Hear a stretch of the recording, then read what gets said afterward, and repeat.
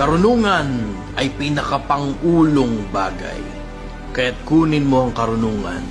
Oo, sa lahat mong kukunin ay kunin mo ang unawa. Sa kasaganaan ng puso, nagsasalita ang bibig. At kung ano yung nakakapanagana sa puso, kung galit yung nakakapanagana sa puso, yun din ang makikita mo sa mga kilos nila.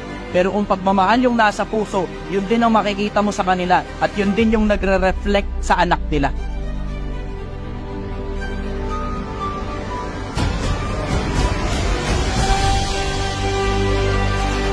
I want to appeal to intelligent individuals.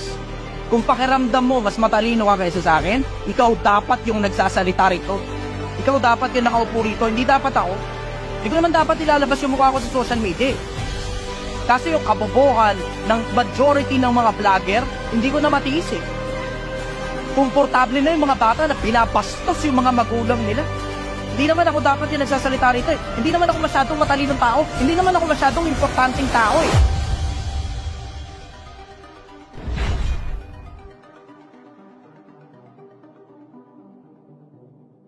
Na marami nalalaman. Mahirap lang ako. Tindero, ano ko? Chester, tindero ng sinigang.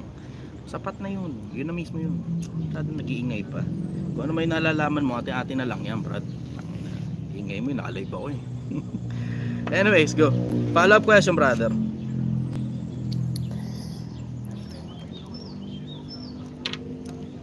Wala na, bullying. Okay ka na? Okay. Okay, thank you very much. Magandang umaga sa inyo, Pilipinas, sa mga nasa YouTube. Pasalamat lang muna ako, merong nagregalo sa akin. Maraming salamat. Ang aking kaibigang si Zen. Bisita kayo sa resort niya dito sa Miracle Villa sa Angono, Rizal. Miracle Villa, Angono, Rizal. Maraming salamat, Zen. Na-appreciate ko to, brother. Naalala niya ako, coming from China. Galing siya ng China eh. Tapos niregaluhan ako ng egg tart. Ang sarap. Thank you very much, Zen. Mahal na mahal ko tong kaibigan ko na to. Okay. Okay. Next tayo. John Rubio. Kain lang muna ako kasi ang sarap na to eh. Nagagaan kami kanina, so panghimagas na lang ito. Good morning, brother. Taga saan ka? Ang sarap nito John Rubio, good morning, brother. Sambanga, okay. Ano tanong mo, brother?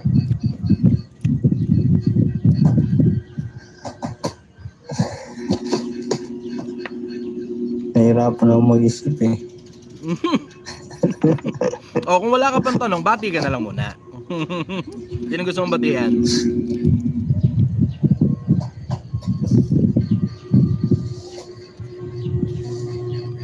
Nasa Maynila ka, boss?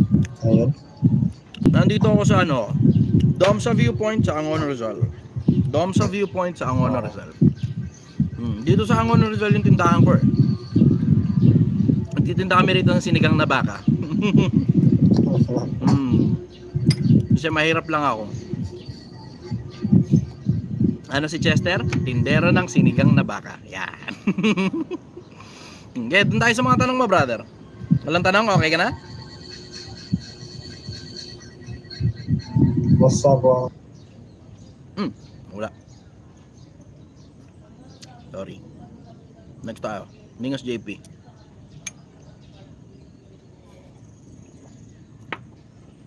Sarap. Good morning, brother. Taga saan ka?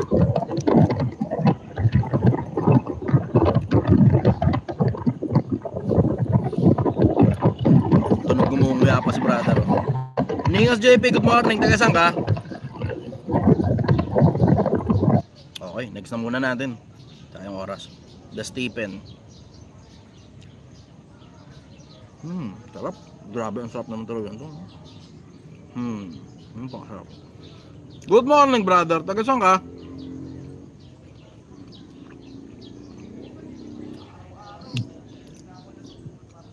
Oh.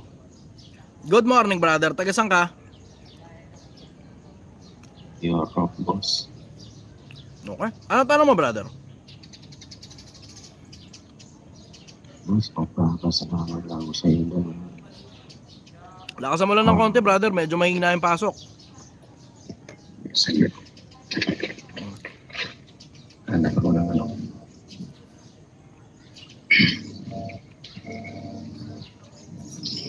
Ako po yung magpapasalamat na sa iyo kasi yung dating kapritsyohan ko ay nawala dahil sa mga aral mo. Gumana yung advice. Oo, yung dati na wala akong na-iPhone for 8 years dito sa labas ng bansa. Ngayon naka-iPhone ako ng 300,000. Thank you sa'yo. Effort mo yan, brother. Ginalingan mo kasi ng gusto. Oo, alam mo yung lahat binigay sa pamilya. Lahat, pero naisip ko baka tumanda na tayo. Ang daming mga nabigay na magandang payo na talagang sampal sa akin. Sampal sa akin. Ginalingan ko yung kasi hindi lang pagtitipid pag sisave ng para sa kinabukasan pati yung pananampalataya talagang binuhay mo. Thank you. Ngayon nandito na. But ngayon ka lang kasi na nakilala namin mga OFW na ang galing mo, boss. Sana pag-uwi ko makita kita. Nandito lang ako, brother. Ang dami mong mga, alam ko meron namang mga bashers yan. Mga walang kwenta yan, mga galamayan ni Bugoy na walang alam kung ano yung magandang idudulot sa ang dami mong bro, dami mong yung mga advice mo sa mga OFW, marami rin akong na-convince dito. Sabi ko yan, panoorin ninyo yan. Pati anak ko, yung dati na anak ko ay hindi ko makuha yung kalooban nila.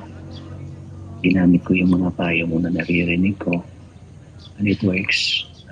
Thankful talaga ako sa iyo dahil yung pag-iipon, pananampalataya, at yung mga wisdom mo about sa Bible at sa pamilya ginawa ko at thankful ako dahil yung bagay na parang wala na akong pag-asa sa buhay kasi alam ko sinasabi mo dati pag OFW 99% broken family.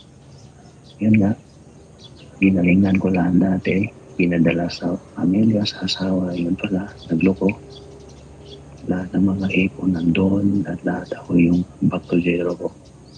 So after noon, nakilala kita, napanood kita, simula nung nagano ka dun sa basurahan, sinubaybayan ko lahat ng mga payo mo.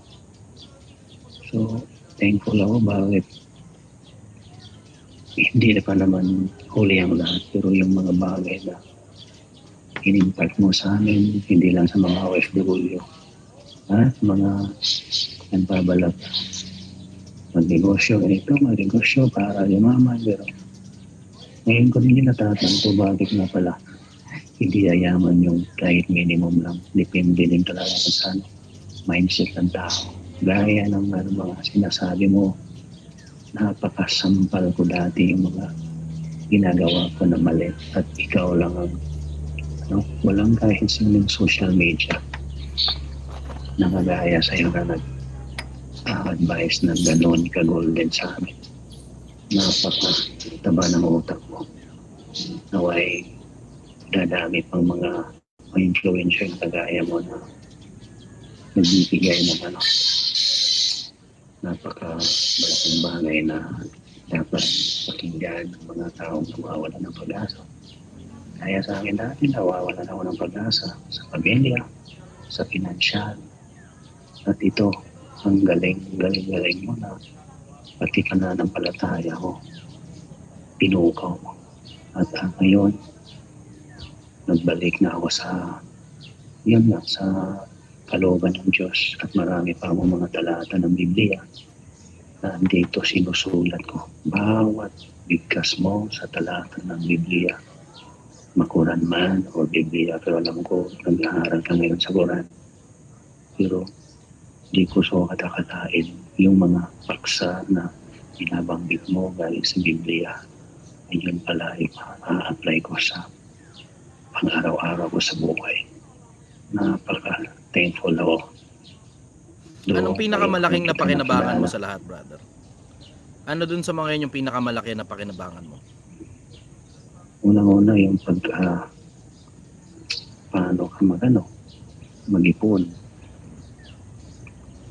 Yung pag-ipon na yan, tinanggal ko. Dahil na sinasabi mo na kung mag-i-Starbucks ka, bakit hindi ka lang ng 3-in-1 na kape? Na 5 pesos lang yan. Dati nagsusugar ako, hindi. Tinanggal ko yung sugar, hindi naman yan healthy. Hindi kung black coffee lang, napaka-healthy naman yun. Dati na kumakain ako ng halimbawa, delivery. Bakit hindi ako bibili na ng isda, gagawin ko yung paksyo. Aabot yun ng one week yung 1 kilo. Dati, hindi ganyan. So napakalaking bagay. Brother, thank you. Thank you talaga. Ang daming na sa buhay ko. Salamat, brother. Na-appreciate ko na umakit ka sa live. Sa lahat ng mga nakikinig, sa nalalaman ninyo, ang pinaka-importante sa akin sa buhay na to, yung kapwa-tao ko na. Ano na isa pinakamabuti, pangalawa sa Diyos. Kasi mas importante na nga sa akin yung kapwa-tao ko kaysa sa sarili ko eh. Diba? Kasi tinan mo, itong oras na to, supposed to be ito yung oras ng tulog namin eh. Pero alang-alang sa inyo, sa mga, in-adjust ko yung oras ng pagla-live ko eh. Kasi dati, nagla-live ako alas 2 ng madaling araw. Alas 3, ganun. Depende ko anong oras matapos yung trabaho. Tapos iniisip ko rin at the same time, hindi kasi nakakasabay yung mga regular na yung mga usual na worker bees lalo dito sa Pilipinas. Sa dami ng mga mahihirap dito sa Pilipinas, sabi ko ako, adjust ko ng konti. Kasi ito yung oras na nagbibihis pa, kagigising pa lang, mag-aagaan pa lang. Kahit yung mga estudyante, papasok sa eskwela o sa trabaho, in-adjust ko ng konti para maabot yung mga taong talagang nangangailangan sa buhay. Mukhang sa ngayon, awa naman ng Diyos, nakakausad-usad na ng bagya. Kasi nakikita ko, ang daming nanonood sa YouTube. Ilalabas ko sa inyo kung magkano kita na YouTube ko mula nagsimula ako sa YouTube. Para alam ninyong pinagtatapatan ko kayo at alam ninyong hindi pera ang dahilan nito. Hindi naman kalakihan eh. Kasi tinignan ko lahat ng mga transactions. Wala pang 30 mil mula nung nagsimula ako eh. 2 taon na ako nakapagsimula rito sa social media. Wala pang 30 mil yung kinita sa 2 taon. Ano ba naman yun? Self-produced na content po ito. Just so you know, para lang aware kayo. Self-produced content yung The Chichester. Ganon din yung Project 1M. Self-produced content ito. Ako mismo personal, galing sa personal kong pinaghirapan ang nagpopondo nito. Hindi po ito parang monetization, naiikot lang yung pera, makakabayad ng bla bla, tas kikita ako. Hindi ganun ang konsepto nito eh. Ang konsepto ng The Chichester, ang gusto ko makatulong sa kapwa-tao. Kasi ako naman retired na. Diba? Sa mahabang panahon, nakapaghanap buhay ako ng sarili ko. Sa mahabang panahon, nakapag-ipon naman ako kahit papano. So meron na akong konting pera ngayon na mailalabas para sa kapritsyo ko. Pero yung kapritsyo na yun, mas prefer ko na, alam mo yun, pagka kasi tumatanda ka na, hindi ka na masyadong mahilig sa kapritsyo. Lalo na pagka mababa lang naman ang expenditure mo sa buhay. Kasi ako naman, nakatikim na ako ng halos lahat ng luho eh. Tapos eventually, marirealize mo rin. Gaya nung sinasabi sa Facebook eh, diba? Yung Rolex at saka yung Omega, both of them tells the same time. Yung cellphone na iPhone at saka yung Android, parehas lang naman silang nakakagamit, pantawag at saka pantext. Nagkakatalo na lang sa quality ng camera at saka konting performance na halos di naman na nagagamit yung ibang performances. Yung kotse, sports car versus ordinary sedan na regular lang naman, parehas lang, it will take you from point A to point B. Performance lang ang pinagkaiba. ang pinaka bottom line ng kabuod-buuran ng mga bagay tungkol sa akin sa mga material na bagay, I would rather choose to spend my hard-earned money para makatulong sa mga kapwa-tao ko para sa ikauusad ng buhay nila kaysa bumili ako ng mga parang sports car, mansion, yabang, travel, hotel stays, tapos pibidyohan mo lang, ipapakita mo social media for validation purpose. Tapos na ako ron sa panahon na clap eh. Siguro kung di nyo naman napansin, di ba, isa ako sa mga pinakamagagaling na public speaker sa social media. Hindi naman sa pagbubuhat ng bangko, pero number 14 po ako sa buong Pilipinas sa pinakamagagaling na motivational speaker. Considering you have to put into consideration na bago lang ako sa social media. Wala pa akong 2 taon sa social media. 1 taon mahigit pa lang ako sa social media mula nung nagsimula ako lumabas sa social media. Ngayon, that being said, tapos na ako ron sa mga clap ng mga tao eh. Natikman ko na halos lahat ng kapretsyo ng buhay na to. At diretso, it feels fucking empty. Malungkot ang buhay kapag hindi mo nasuserve yung purpose kung bakit ka ginawa. Ako personal, ang importante sa akin yung mga kapwa-tao ko. Kasi doon ko nararamdaman yun eh. Oo, siguro may mga taong maligaya sa validation ng ibang mga tao. Pag may anak ka, may asawa ka, o marami kang tropa, validation siguro baka importante sa'yo. Pero I have arrived to that conclusion that I will eventually die. Mamamatay ako. And that being said, I am now preparing myself for the afterlife. Kasi di ko naman alam kung meron ba talagang kabila eh. Di ko alam, I don't know. Who knows? Diba? Pag pinakinggan mo yung mga scientist, kahit nga yung mga scientifico eh, diba? With all their scientific minds, hati rin sila dyan eh. May mga iba naniniwalang may Diyos, may naniniwalang may wala raw Diyos. Sa mga scientifico na yun, ng mga matatalinong tao yung mga yan, batak sa research yung mga yan, sila mismo hati sila dyan eh. Ako, mas mabuti na sa akin mag-prepare. Kasi you will never know eh. Di ba? Hindi mo naman alam kung ano meron sa kabila eh. Baka meron, baka wala.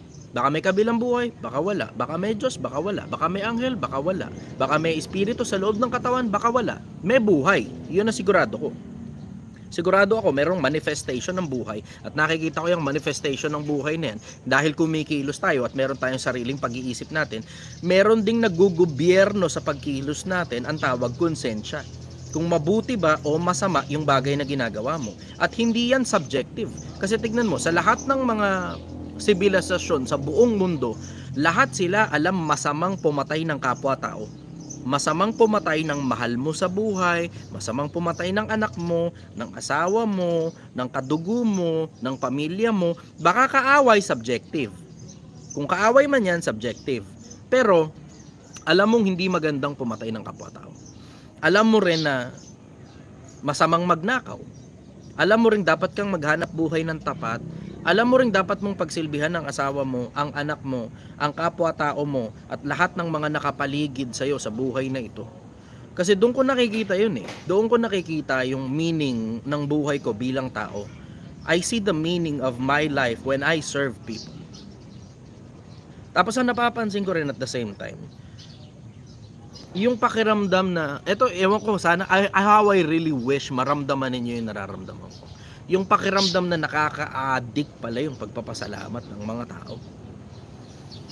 Napakasarap ng pakiramdam. Napakasarap ng pakiramdam. Kasi as much as yung clap-clap ng mga tao na nakabili ka sports car, tapos tinatanong kanila kung gaano kabilis yan, kung ilan ang horsepower yan, kung ano top speed niyan, kung anong makina gamit dyan, ilang liters makina niyan, ilang liters tangke niyan. Yung mga ganyan, okay, sige, ayos. Congratulations sa'yo, clap. Pero magsasawa ka rin nakakasagot sa mga tao dun sa napakaliit na kahon na ginagalawan ng konsepto ng sports car at karyaan eh.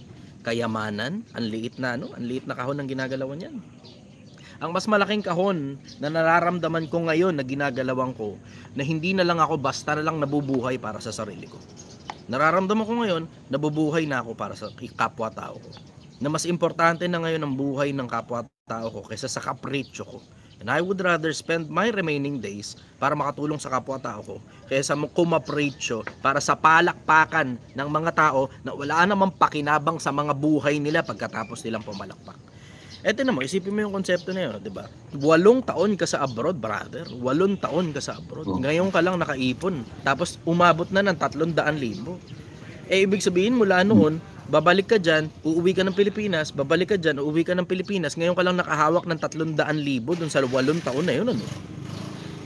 Oo, ay binigay ko lahat sa dati kong asawa, yung pala. Ginawa lang sa kanyang kapitsuhan. Pero ngayon, kung may ipon ako ngayon, since nakapakinggan kita, mayroon naman ako isang problema dahil siyempre wala na kami sa asawa ko. Pero ang nangyari kasi, brother, yung dati kong asawa, although annul na kami, na ginastusan ko talaga, nagdala ng lalaki, nandyan sa mismo sa pamamahay ko. Ngayon hindi aalis yung ex na asawa ko. Kasi sinasabi niya na conjugal pa rin namin yun, nandyan yung mga anak ko sa kanya. Siyempre, wala na siyang pinagkakakitaan eh. Ikaw nga ang pinagkakakitaan niya eh. Ikaw ang pinagkakakitaan niya. Ngayon, magkukumapit na ngayon siya sa'yo, kahit tinatarantado ka niya gamit yung pera mo. Wala na siyang pinagkakakitaan, tinangahan niya, di ba? Oo, brother, yun ang problema ko. Ngayon, kung uuwi ako, brother, ano ang gagawin ko? Pahingin ng advice kung ano gagawin ko. Ako, diretso. Papulis ko ba yung lalaki? Demanda mo, brother. Demanda mo. Kung may pruweba ka, i-demanda mo. Ayun ang suggestion ko. Pagsamahin mo na silang dalawa sa demanda. Ayun ang suggestion ko. So, tignan mo, isipin mo, nagpapaalipin ka sa bansa ng banyaga. Dugo, hirap, pawis. Sleepless nights. Isama mo pa yung nagtsatsaga ka ng putang inang kung ano lang yung kinakain mo dyan para maipadala mo sa Pilipinas. Yung mga perang ipinapadala mo sa Pilipinas na yun yung mga pagkain hindi mo kinain. Yun yung mga pasyal na hindi mo ipinasyal. Yun yung lamyerdang hindi mo naranasan. Yun yung experiences na sana kasama mo pamilya mo pero nasa bansa ka ng banyaga. Sinasayang mo ang oras mo dyan. Tinatapon mo ang buhay mo dyan. Binebenta mo yung sarili mo, yung lakas mo, yung katawan mo, alang-alang na kumita ka ng pera para maibigay sa kanila sa Pilipinas, tapos pependihuhin ka gamit yung pera mo. Tangina. Ginisa ka sa sariling mantika, brad. Ginisa ka sa sariling mantika. Nakatira pa ba sa bahay mo yung lalaki? Oo, andyan yun ang masaklap, brother. Demanda mo yan, brother. Diretso i-demanda mo. Every time na mag-aaway, minsan nadadamay yung mga anak ko. Kaya, Oo, kasi tinan mo, hindi lang naman yan doon sa factor na hindi lang naman yan doon sa factor na tinarantado ka, pinindeho ka eh. Doon din yan sa factor na itinira niya sa bahay nyo kasama ng mga anak mo. Yung lalaki na yun. Gamit yung pera mo. Di ba naman sira? brother. Oo. Ubus yung pera ko dati. Pero ngayon, since 18 years old na yung eldest ko, diretso na sa kanila yung allowance, kaya hindi wala na siya ngayon sa akin. Oh, pero yung bahay, nandun pa rin yung lalaki. Doon pa rin nakatira yung pamilya mo. Oo. Diretso sa akin, demanda mo yan, brother. Demanda mo yan. Sama mo na rin sa demanda yung babae pag untugin mo silang dalawa. Alam mo, puta sa akin, diretso. Kalmado ka pa, brad. Kalmado ka pa. Maligaya ako para sa'yo, mabuting tao ka. Pero sa akin gawin yan, huwag na tayong mag-uusap. Makita na lang tayo kung saan man tayo magkikita, malamang sa kabilang buhay na rin. Ayaw ko kasing mansahan yung kamay ko, brother. Oo, kasi mabuting tao ka. And you keep it that way, brother. Huwag kang lalabag sa konsensya mo. I tell you straight, huwag kang lalabag sa konsensya mo. Kasi ang konsensya umuurong. Ang konsensya umaatras. Pag umatras ang konsensya mo, it gets fucking very silent up there. I know how it feels like, and it gets fucking creepy inside your head kapag urong na ang konsensya mo. Nakasulat yan sa isang talata ni Pedro eh. Ang sabi, merong mga tao hinirohan ng budhi nila na waring bakal na nagbabaga. Pinatahimik nila yung sarili nilang mga konsensya. Tapos nung hindi na nagsasalita ang mga konsensya, yan na ngayon kabahan ka na sa ganyang klase ng mga tao. Pag ang konsensya hindi na nagsasalita, delikadong klase ng mga tao yan. Kaya wag kang lalabag sa konsensya. Ako na mismo nagsasabi sa'yo, brother. And coming from the standpoint na ang konsensya ko tahimik. Ang konsensya ko tahimik. I have done so many abominations throughout my lifetime. Kaya nga sabi ko nga, nagbabagong buhay ako, di ba? Kaya nga sabi ko, hindi ako lumitaw sa internet na mabuting tao. Ang gusto ko lang, maging mabuting tao. Yun ang pangarap ko. Kasi in case hindi nyo alam, napakahirap maging mabuting tao. Napakahirap maging mabuting tao. Mas madali pang maging siraulo. Wala kang rules na kailangan sundin. Gagawin mo lang lahat ng trip mo, lahat ng gusto mo gagawin mo. Pero pag nagpapakatino ka, brother, napakakipot masyado nung daan. Ang kipot masyado. Hirap. Mahirap maging matinong tao. Mahirap maging matinong tao. Pero I congratulate you, nakalmado ka pa rin. Apakagaling mo dyan, brother. Yan yung something na baka pag sa akin nangyari. So ako sa isang lugar na wala sa hulog dun So maglit ako sandali dun sa isang madilim na kwarto Anyways, follow-up question, brother. Well, anyway, brother, thank you. At ulitin ko rin yung 3 pillars in Project 1M. Tuloy-tuloy lang, Yung brother. dati na, Hindi ka kakabahan. yung dati na, Alam mo, ito sikreto sa buhay, lalo na tungkol sa mga katulad mong pinindeho ng mga siraulong asawa. Hindi ka kakabahan Kasi pag ang isang tao kapaki-pakinabang, gustuhin ka rin ng maraming mga tao. Alam mo, katulad sa akin, in my case, di ba? Nung nalaman lang ng mga tao na single ako, biglang kaliwat kanan ang daming nagbe-message sa aking mga babae. Bakit? Kasi kapaki-pakinabang ako. Hindi ako basura ng lipunan, hindi ako istorbo, hindi ako panggulo. Hindi Hindi ako interesado sa pera ng kapwa-tao ko na kukunin ko tas walang kapalit katulad ng maraming influencer. Hindi Kapaki-pakinabang ako. Dahil kapaki-pakinabang ako, marami ngayong tao gustong dumikit, including ladies, including women. Hindi ka kakabahan, brother. Hindi ka kakabahan. Bakit? Kasi kapag kapaki-pakinabang ka, mamahalin ka ng mga tao. And I speak in general. Kapag kapaki-pakinabang kang tao, mahal ka rin ng maraming mga tao. Hindi lang babae, pati lalaki, matanda, bata, o kahit sino pang nakikinabang din sa'yo at the same time. ito. Good morning sa'yo, brother. Thank you, brother. At yung dating nag-scroll lang ako sa Facebook ngayon, pinalingan ko sa buhay. Gaya ng sabi ko. Congratulations, buhay. resultado Ito. ka na ngayon. Maligaya ako para sa'yo, brother. Maligaya ako para sa'yo. Salamat, brother. Sana Kita-kits. makita kita ng personal pag-uwi ko. God bless you.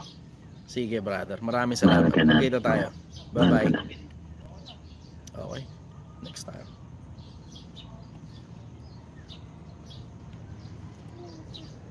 Doon na muna, doon na muna. Sige na, doon na muna. Merong bata sa gilid ko random people. Cute-cute ng bata. Nahulog niya sana yung pusa ron sa bakin. Brother, good morning. Taga saan ka? Morning, boss. Taga saan ka, brother?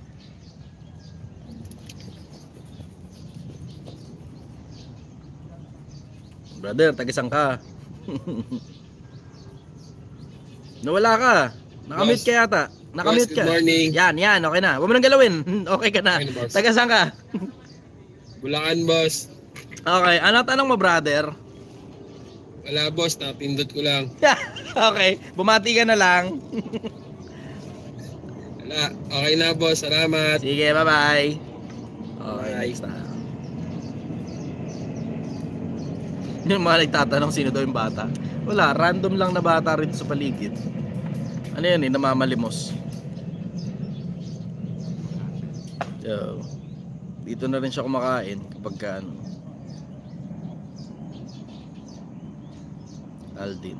Ito.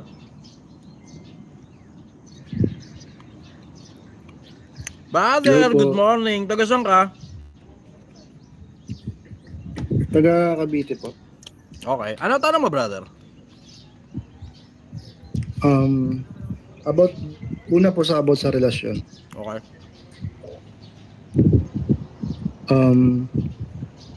Ano ang pinakakailangan ng lalaki sa isang relasyon at ano ang pinakakailangan ng babae sa isang relasyon?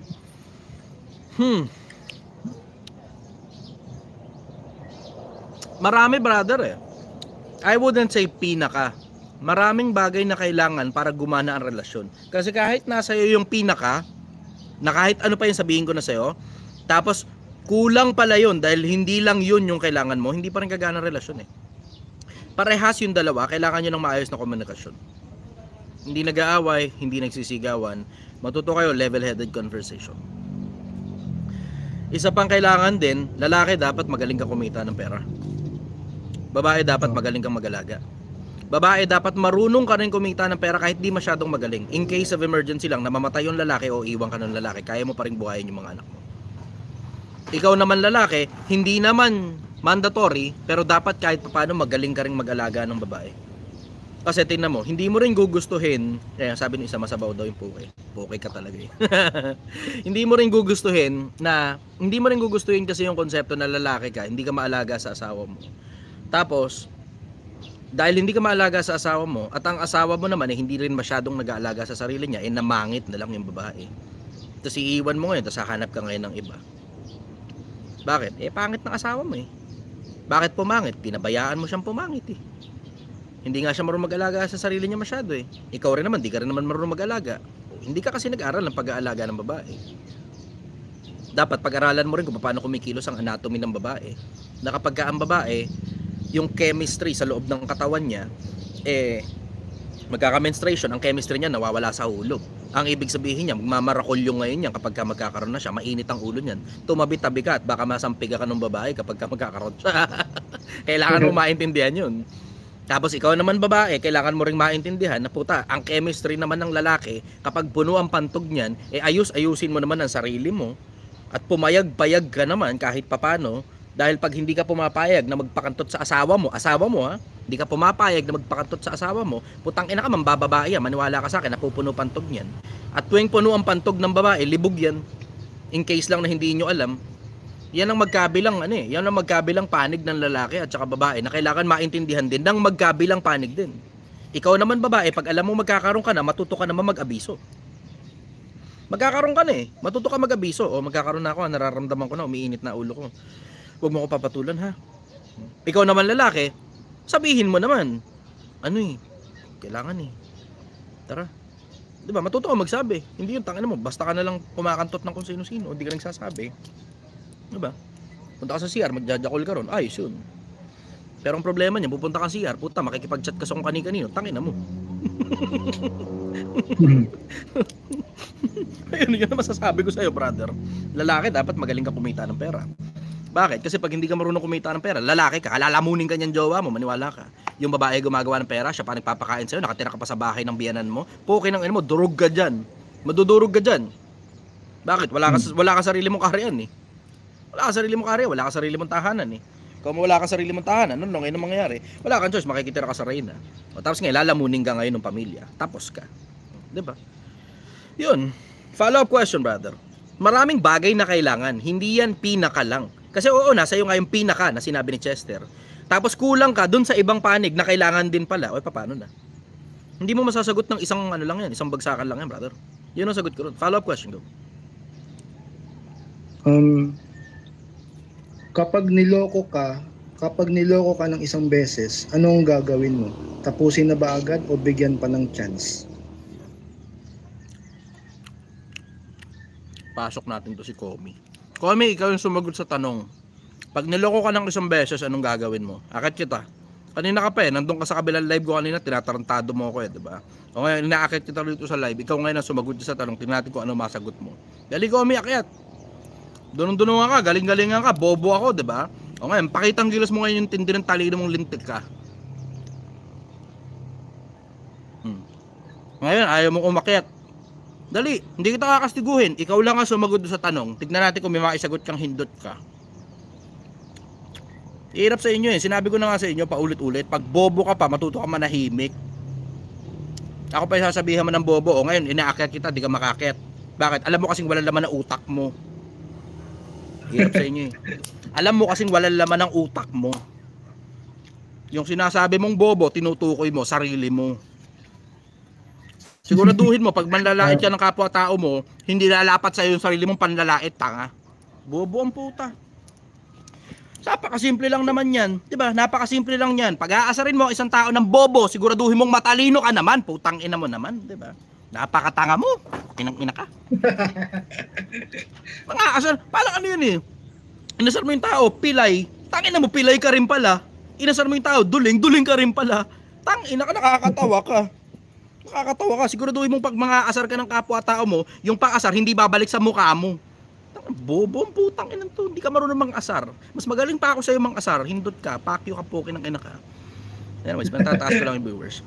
Anong kauling tanong mo? Nakalimutan ko. Pinatataas ko kasi yung viewers. Ang tanong mo? Kapag niloko ka ng isang beses, ano ang gagawin mo? Tapusin na ba agad o bigyan pa ng chance? Depende, brother. Hindi ko masasagot sa'yo yan. Kasi alam mo, ginoko ka na isang beses. Minsan, perspective mo lang pala yun. Hindi ka naman pala niloko. Minsan, perspective mo lang yun eh. Pag nakita mo yung perspektibo nung kabila, malinis naman ang intention eh. Ito mo, katulad nun. Tipin mo yun. Meron akong kapatid. Kwento ko lang sa inyo. Meron akong kapatid. Ang kapatid kong babae, maganda. As in maganda. In the truest definition of it. Maraming lalaki ang naghahabol sa kanya. Maganda. Mapera din at the same time. Minsan, makwento ko lang sa inyo, nagkaayos na pala kami ng kapatid ko. Sa mahabang panahon, for 16 fucking long years, talagang hindi talaga kami nag-uusap. Hindi kami nag-uusap. Walang communication. Wala. Zero. Walang communication. And then, lipas ang panahon, may Chester social media. Nasa Tondo na ako nun. Inimbitahan ako, birthday. Grande. Ang grande. May pera eh. De pumunta ako. Doon nagkaayos na kami. Ngayon, bumisita sa akin dito. Yung kapatid kong babae. Kasama yung kapatid kong lalaki. Pares mapera. Mayaman. Ngayon, yung kapatid kong babae yumakap sa akin. Pag yakap ngayon sa akin ng kapatid kong babae, maganda yung kapatid kong babae. Tangina, lingunan yung mga staff ko eh. Akala, babae ko eh. Kita mo, ganun kasimple magkamali ng prerogative ng perspective. Ganun kasimple. Sobrang simpleng magkamali ng perspective. Na hindi, si Chester walang kadugo yan eh. Wala eh. Yumakap sa kanyang babae. Ano yan? Babae ni Chester yan. Ganda eh. Tapos malaki suso ng kapatid ko eh. Ganun kasimple magkaroon ng pagkakamali sa perspektibo. Na wala ka namang malay na nagkaayos na pala kami ng kapatid ko. Hindi mo alam kapatid ko yun. Kung hindi ko pa sasabihin, hindi mo malalaman na kapatid ko yun. At hindi ko naman sasabihin kung sino yun. Dahil tangina, syempre, delikado buhay nila. Kung ako nga, delikado buhay ko eh. Lalo delikado buhay nila. Baka sa kanila bumawi yung mga galit sa akin. Diba? So hindi ko ngayon i-declare sa inyo kung sino yan. Hindi ko rin ipapakita sa inyo kung sino yan. Pero basta, putangina, sa akin, diretso, maganda talaga yung kapatid ko. Maganda yung kapatid ko. Ngayon, nakita mo ngayon, yumakap sa akin, babaeng sexy, malaki suso, maganda, makinis, maputi. Ang dali ngayon magkamali ng perspektibo. Sino yung yumakap kay Chester? Tangina, ang kinis, ang puti, ang laki ng suso. Wala ka namang malay, kadugo ko pala yun. Kapatid ko mismo. Hindi, sumigaw ng kuya. Malay mo baka eagles yan. Diba? Pero takira iba. Yung tingin sa akin, puta. Ganun kasimple magkamali ng perspektibo. Baka iniisip mo lang, 'di ba? Pero kung sakali man na hindi naman pala at talagang yun talaga yun at hindi ka talaga mali ng perspektibo, tanong mo rin bakit. Baka may paliwanag, baka nagkulang ka rin naman. Nagkulang ka rin naman kasi. 'Di ba? Tanong mo rin kung bakit. Kasi alam mo tao natutukso eh. Alam mo naman yan, brother, lalaki ka eh. Alam mo yan, lalaki ka. And when I say alam mo yan, on your perspective bilang lalaki, kapwa lalaki, lalaki sa lalaki usapan, alam mo yan. Alam mo yan. Ngayon, tungkol naman sa babae, yan medyo may konting usapin dyan. Bakit? Kasi hindi kasi normal na ang mga babae ng lalaki. Hindi normal yun. Bakit? Wala naman kasi silang katulad ng sa atin na pantog na pupuno. Ito problema mo, pag ang puso ng babae nakuha ng iba, durog ka dyan. Kadalasan, pagka ang babae ng lalaki, either, madalas sa pagkakataon, I will say, madalas. Although, in every rule, there's always an exception. Pagka ang babae ng lalaki, ang ibig sabihin yan, sira ka na sa kanya. Grabe, no? Sira ka na sa kanya. At pag ang babae tumawid na sa panlalalaki, sira na rin yung babae. Bakit? Kasi, emotional being sa mga babae. Kaya nga ginawa yung kantang Making Love Out of Nothing at All eh. Diba? Kasi sobrang out of the usual talaga na ang mga babae making love out of nothing at all. Making love out of nothing at all. Making love out of nothing at all. Making love. But yun eh. Every time I see you, all the rays of the sun are all screaming through the waves in your hair. And every star in the sky, I take an aim at your eyes like a spotlight. That's making love out of nothing at all. Out of the usual yun. Ang mga lalaki nagagawa talaga yan, making love out of nothing at all. Bakit? Kasi, ano yan eh, yung konsepto na pag lalaki ka, yung libog at saka pagmamahal, magkahiwalay yan. Hindi ka tulad pag babae, yung libog at saka pagmamahal magkasama. So sa madalas na pagkakataon, pag ang babae ng lalaki na, may gusto na talaga yan doon sa lalaki. Hindi ba katulad ng mga lalaki? Pag ang lalaki, may babae, umantot ng iba, madalas, sobrang dalas niyan. Galing sa mga tropa ko rin na mga kapwa ko lalaki, libog lang talaga yan. Walang kinalaman sa pagmamahal.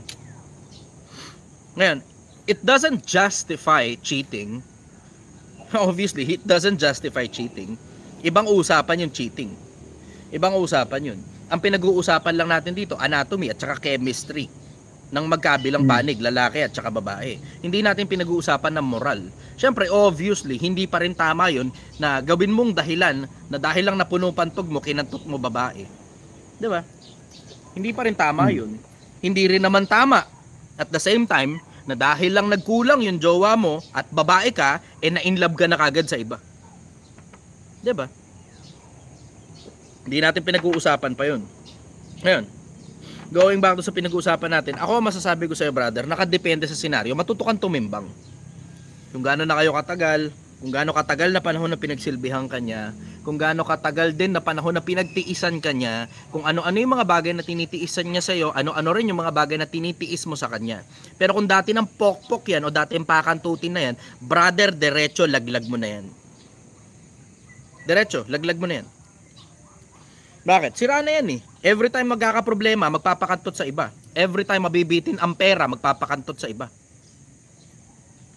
Nakita ko na maraming ulit yan. Ngayon sabi mo, hindi pa pwedeng magbagong buhay. Bakit si Maria Magdalena? Oh, in every rule, there's always an exception. Pero gaano ka kasigurado na sa sobrang konti lang naman ng mga pokpok na babae, pumili ka ng isa ron at yung isang piraso na yun, yung klase pala na nagbabagong buhay. Gaano ka kasigurado? Wala ka assurance, mahihirapan ka.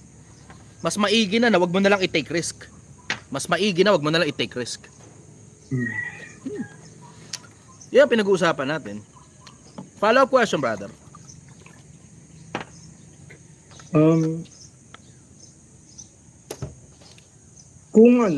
Kung nakikinig sa iyo ngayon ang lahat ng mga influencer sa buong bansa. Kung nakikinig sa iyo ngayon ang lahat ng mga influencer sa buong bansa, ano ang masasabi or mapapayo mo sa kanilang lahat? Ito, payo diretso. Kaya tinawag na influencer kasi nakaka-impluwensya ka ng kapwa-tao. You damn make sure na ang impluwensya mo nakakatulong talaga at hindi nakakasira ng kapwa-tao. Diretsahan lang tayo. Diretsahan lang. Kasi maraming influencer nakakasira ng buhay ng kapwa-tao eh. Hindi lang impluwensya o mindset lang buhay na mismo ng kapwa-tao nakakasira sila. Diretso lang. Follow-up question, brother. Ilang taon na daw ako? 35 anyos na po ako. 35 anyos na. Kung may natitira ka na lang na isang buwan sa buhay mo, ano ang mga gagawin mo sa natitira mong isang buwan? Bibili ako ng sobrang daming cellphone. Araw-araw akong magla-live sa lahat ng oras na gising ako. Tapos magpapasalamat ako sa Diyos na binigyan niya ako ng oras hanggang namatay ako. Yun ang gagawin ko. Para sobrang daming tao matutulungan. Tapos pagkamatay ko, tangina sigurado kakalat lahat ng mga putang ng live na yan. Ganun kasira ulo ko.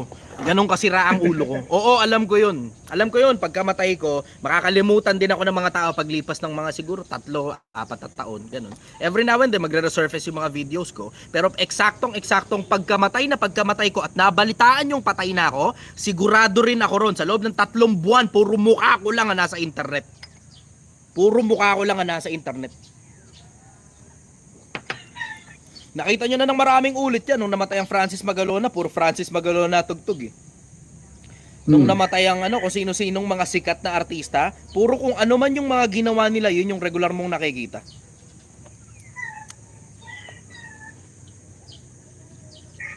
Follow-up question, brother.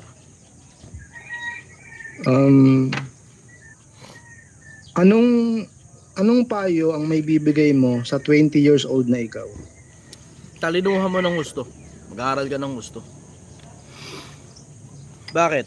Kasi 4-7 ng kawikaan. Karunungan ay pinakapangulong bagay. Sa lahat ng pipiliin mo unawa. Sa karunungan ng Diyos at ng tao, makikilala mo ang Diyos. At sa karunungan ng Diyos at ng tao, you can convert that into money, power, fame, everything in between. Lahat ng gusto mo masusunod. Talinuhan mo ng gusto, tabaan mo ng gusto utak mo. Malayo mararating ng matalinong tao. Pero halos walang nararating yung isang taong pinipilit lang na dumiskarte nang wala talagang kataba-taba ng utak kahit kapraso. Yan kasi pinopromote ng mga influencer eh. Ano ba to? Putang inan to. Teka lang merong used for sun protection. Sun protection. Okay, sige. Nagkaroon pa ng quiz tuloy. Ang kulit na itong TikTok ko. Pinag-quiz ako.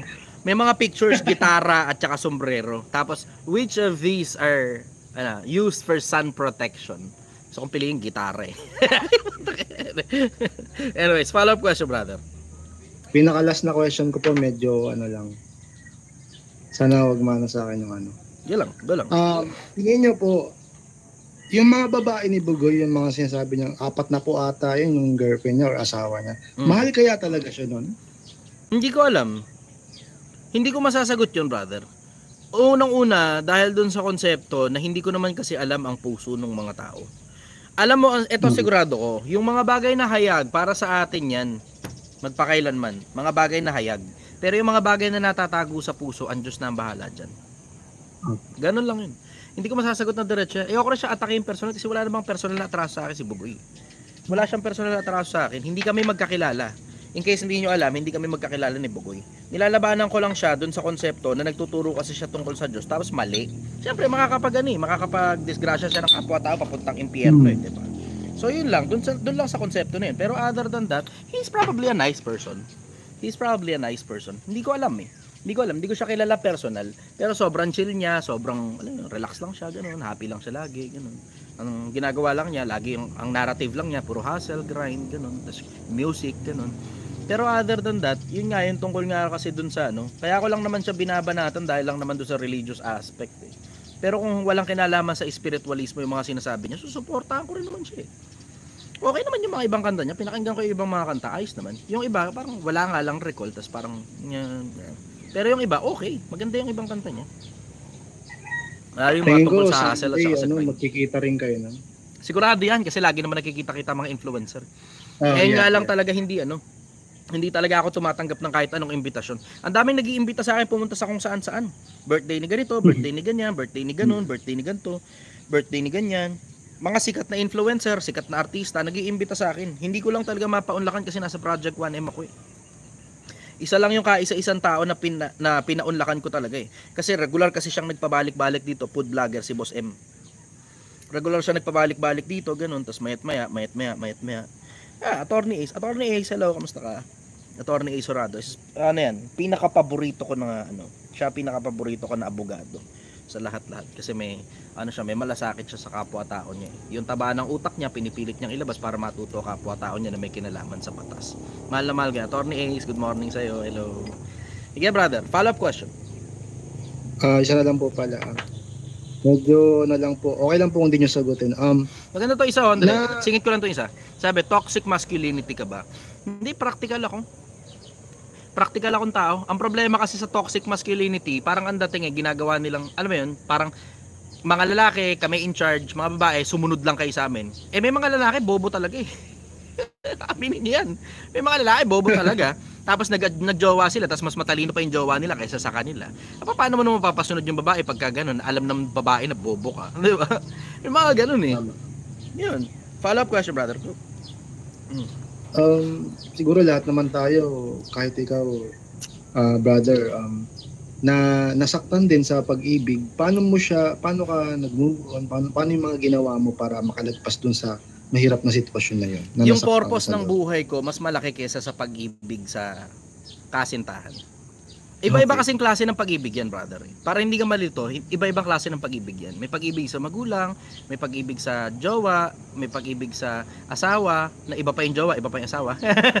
May ganun din. May pag-ibig sa may pag-ibig sa pera, may pag-ibig sa Diyos, may pag-ibig sa kapwa-tao. Yung pag-ibig ko sa kapwa-tao at saka pag-ibig ko sa Diyos, mas malaki kaysa sa pag-ibig ko sa kasintahan. Yun. Okay. Oo. Ayun, eto, kakahiwalay ko lang. Devastated ako. Pero, meron kasi akong purpose eh. May purpose ako sa buhay. Yung purpose ko kasi sa buhay, mas malaki kaysa dun eh. So, kung sino man ang mag-iwan sa akin along the way, okay lang. Kasi at the end of the day naman, bahay at mga kayaman ay minamana sa mga magulang. Ang mabait na asawa galing sa Panginoon. Ganon kasimple.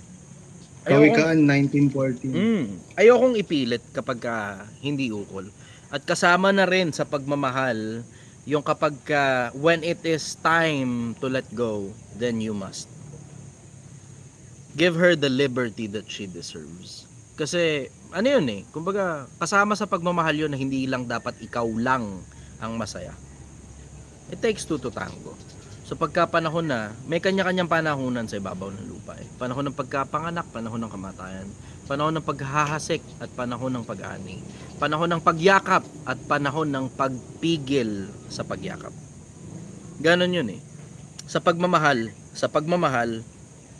hindi ako yung humiwalay. Hindi ako.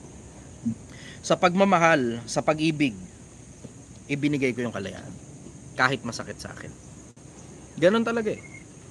Kapag mahal mo eh.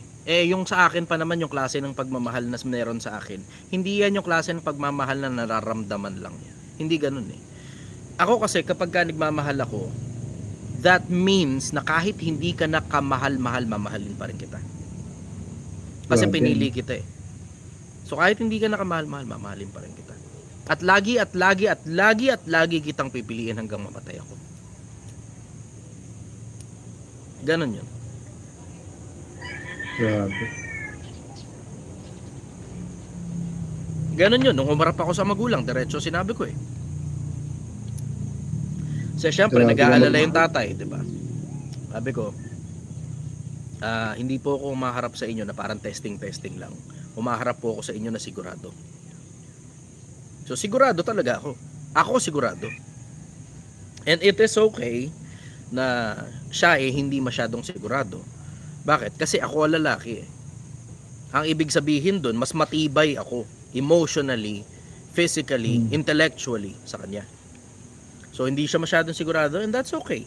Bakit? Kasi naipit ako sa Project 1M eh. Diba? Sa mahabang panahon naipit ako eh. Nagkaroon ako ng sobrang daming death threats.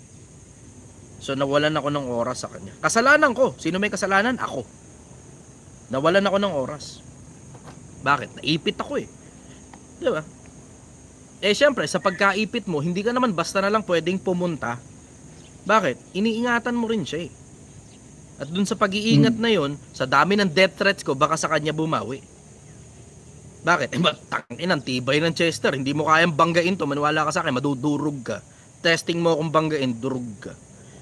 Sa akin, simple eh. Lalo na pisikalan. Okay lang yan, sige. Oo, baka may pagkakataon, magulpi mo ako, mabaril mo ako. Pero tangina, siguraduhin mong di na ako makakatayo. Dahil pag nakatayo ako, durog ka talaga sa akin.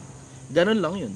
Ngayon, ang paraan lang para makabawi, kung sino yung malapit kay Chester, yan, bawian mo. Yan. Oo. O yan lang yung pagkakataon para makabawi.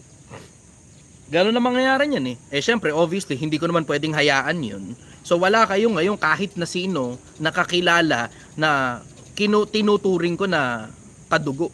Tinuturing ko na pamilya, na as in talagang pamilya talaga. Ayun, ano na nangyari? Sa pag-iingat ko, hindi na ako nakakapunta sa kanila. Means of communication wise, nagkulang ako ng marami. So dumating na ngayon sa punto na napagod na siguro ang puso. At naiintindihan ko yun, hiningi niya sa akin ng kalayaan at ibinigay ko naman ng kalayaan.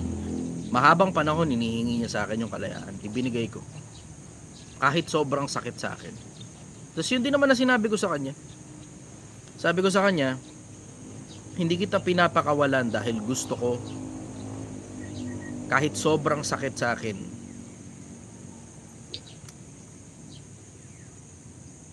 ibinibigay ko sa iyo yung kalayaan.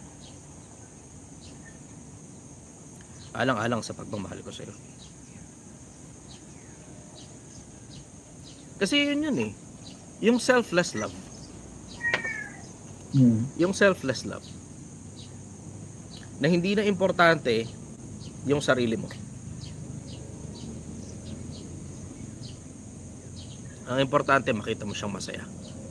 Kahit, alam mo yun, kahit magkaroon pa siya ng iba. Ganon yun eh. Ganon yun. Yun yung pag-ibig eh. So, okay lang. Wala naman tayo magagawa sa ganon. Ganon lang talaga. Life needs to move on. So, yun na ngayon. It is time to follow my own advices. It is time to take my own pill. Diba? Yung sarili kong gamot na iginagamot ko sa inyo, igagamot ko ngayon sa sarili ko. It is time to follow my own advice. Naipit eh. Hindi ko naman gustong maisapanganib yung buhay niya. Wala, ang gusto ko lang manatiling sumusunod sa sa mga bagay na kailangan kong gawin sa buhay na to, diba? Mabigat kasi, alam mo, atang ng pananampalataya yan eh. Yun ang mabigat na hindi niyo siguro maiintindihan. Kasi wala naman masyadong sobrang taas na tao na nandito sa harap ko eh, diba? Pero atang ng pananampalataya yan, na kapag nalalaman mo yung paggawa ng mabuti, hindi mo ginagawa, kasalanan sa iyo yun. Eh marunong akong sumagot sa tanong ng mga kapwa-tao. Diba? Atang ng pananampalataya yun eh. Na 3:15, kung di ako nagkakamali ng ikalawang Timoteo, inyong sambahin si Kristo na Panginoon sa inyong puso, na lagi kayong handa sa pagsagot sa mga taong humihingi sa inyo ng katuwiran tungkol sa pag-aasang nasa inyo, ngunit sa kaamuan at takot. Wala naman akong choice eh. If only I had a choice, diba? Kasi ang choice ko, choice ko? Isuko yung laban. Tapos, nakita mo ngayon sumuko si Chester. Ano kaya palagay mo implication nun sa mga kapwa-tao? Lalo na yung mga sumasabay. Diba? Yung mga sumasabay, hindi lang dun sa pagyaman, kundi dun sa konseptong nagbabagong buhay. Diba? Paano ngayon yun? Mabigat eh. Mabigat, brother. Na, sige, matibay yan, Chester. Pero, alam mo yun, may mga araw mahina rin naman ako. Hindi nga lang masyadong madalas yun. Pero, alam mo, isa sa mga pinaka sigurado ko sa buhay tungkol sa konsepto ng pag-ibig. Ang pag-ibig pinipili yan. Ang pag-ibig pinipili. Hindi masyadong masarap yung pag-ibig na basta na lang nararamdaman eh. Yung muna isa hindi masyadong masarap, ang ibig kong sabihin, sandali lang kasi yan. 2 taon, 3 taon at most, magkasama kayo sa bahay, mawawala na rin yan. Hindi mo na halos mararamdaman yan. 3 taon, tapos may anak kayo, hindi mo na halos mararamdaman yan. In our case, wala namang kaming anak eh. Syempre, diba? Yung aking kasintahan, magandang babae yun eh. Ano yun eh? Kandidata ng binibining Pilipinas minsan panahon. Tangkad, sobra. Tapos napakabuting tao. Napakabuting tao ng aking dating kasintahan. Napakabait na tao. Wala nga akong, totoo diretso, wala akong nakilalang babaeng kaparehas niya. Wala akong nakilalang babaeng kaparehas niya. Mga ganun, too good to pass on na yun eh. Pero hindi naman kasi ako nabubuhay na ang buhay ko para dito lang eh. Siguro kung ang buhay mo para dito lang, tapos dito ka lang naglulumagak sa buhay na to, hindi mo na iniisip yung kabilang buhay, baka itigil mo na lang talaga Project 1M. Bakit? Syempre, diba? Personal muna eh. Unahin mo muna sarili mo eh. Diba? Pero ang utos kasi sa Biblia, buhay nga pinabibigay eh. Diba? Buhay pinabibigay. Isipin mo ngayon kung gaano karaming kapwa-tao ang nabuhay ng hirap na hirap, isang kahig at isang tuka. Tapos isipin mo ngayon kung gaano karaming mga tao yung sumabay sa Project 1M, tapos nagkaroon na sa haba ng panahon nabuhay sila. yung progress na meron sila ngayon, hindi pa nila nararanasan mula nung pinanganak sila. Tingnan mo, isipin mo lang yung kanina, kung nakikinig kayo yung kanina, yung pinakauna na umakyat sa live. Kahit mo yun, di ba? 8 taon na siyang pabalik-balik sa abroad. Tapos sa 8 taon na yun, walang naiipon. Tapos yung panahon na nakinig siya sa akin, ngayon may 300,000 na siya. It sounds as if that's the biggest amount of money that he has ever held in his entire life. Yun ang pinakamalaking halaga ng pera na nahawakan niya sa buong buhay niyang kanya. Tapos ang naging ending din, pinindeho din siya ng asawa niya, itinira pa dun sa bahay na siya mismo ang nagpondo at gumawa. See? Maraming taong sumasabay dito sa Project 1M. And I cannot just give up the battle. Hindi ko pwedeng basta na lang isuko eh. And if it cost me a few amount of money, that's okay. Sarili kasi ito eh, self-funded ito eh. Ako lang ang nagpopondo sa sarili ko dito sa Project 1M. Ako rin ang nagpopondo sa sarili ko doon sa the Chichester brand. Pero nakikita ko kasi yung resulta eh. Diba? Yung mga kapwa-tao, umaayos na yung buhay nila eh. Nakikita mo yung resulta eh. Na minsan panahon tatad ng basher, tapos eventually ang basher mako-convert into follower. Hindi pa fan, follower lang. Regular pa rin basher yun, tagasunod na. Tapos tatahimik yan. Mahabang panahon tatahimik. Tapos paglipas ng ilang panahon mako-convert na yan papunta sa fan. Tapos pagka na-convert mo na papunta sa fan yung tao na yan, doon na ngayon magsisimula yung magic. Unti-unti maaayos na buhay niyan. Kasi naniniwala na siya eh. Tapos umaayos na rin siya. Tapos nag-e-execute na rin siya sa buhay niya. Tapos unti-unti magkakaroon progress ang buhay niya. Tapos unti-unti yung dating walang kisame na bubong nila napapakisamihan na. Dati yung pader nilang walang palitada napapapalitadahan na. Tapos walang pintura dati napapapinturahan na. Tapos paglipas ng panahon may ipon na. Lipas ng ilang panahon may pedicab na. Lipas ng ilang panahon may tricycle na. Lipas ng ilang panahon may jeep na. Lipas ng ilang panahon nakabili ng maayos na bahay sa isang maayos na lugar na kahit tinuhulugan sa pag-ibig, meron na sila sapat na pondo panghulog man lang sa pag-ibig. So mababalitaan mo minsang panahon, susunod na no, mababalitaan mo may kotse na. Tapos susunod no, mababalitaan mo yung mabuting tao na. Tapos susunod doon mababalitaan mo yung mga anak niya nakikinig. Tapos susunod doon mababalitaan mo nakagawa ka ng isang mabuting pamilya galing sa mga taong dating masasama ang ugali. Yan lang ang masasabi ko ron, brother. Follow-up question. Brother, may sasabihin ako bago ko pa makalimutan. Sige. Parang ikaw, para kang naalala ko bigla si Moises, pati ang Panginoong Jesucristo. Si Moises, marangya ang buhay nun, pero mas pinili niya na makisama doon sa malayo ako ron sa mga yun, brother. Yung mga yun, mabubuting tao yung mga yun. Ako masamang tao ako eh. Malayo ako. Nagets mo ako. Nakuha ko yung logic mo. Pero hindi ako karapat dapat maihanay sa mga tao na yun. Wala ako sa kalingkingan ng mga yun. Tingnan mo, kilala mo pa rin sila paglipas ng libo-libong taon. Ako, mananatili lang akong buhay sa isip ninyo pagkatapos ko mamatay sa loob ng mga 2 taon lang. Mahaba na 3 taon. Kasi mga tao ngayon makakalimutin na. Ang videos ko every now and then magre-resurface yan. Pero sigurado rin ako, paglipas ng 2, 3 taon, hindi na ako kilala ng mga tao. Yung susunod na mga tao na nililitaw ngayon, yun, surefire, talagang wala talagang malay kung sino ako. Tapos hindi na rin magiging importante sa kanila kung sino pa ako. And that's okay.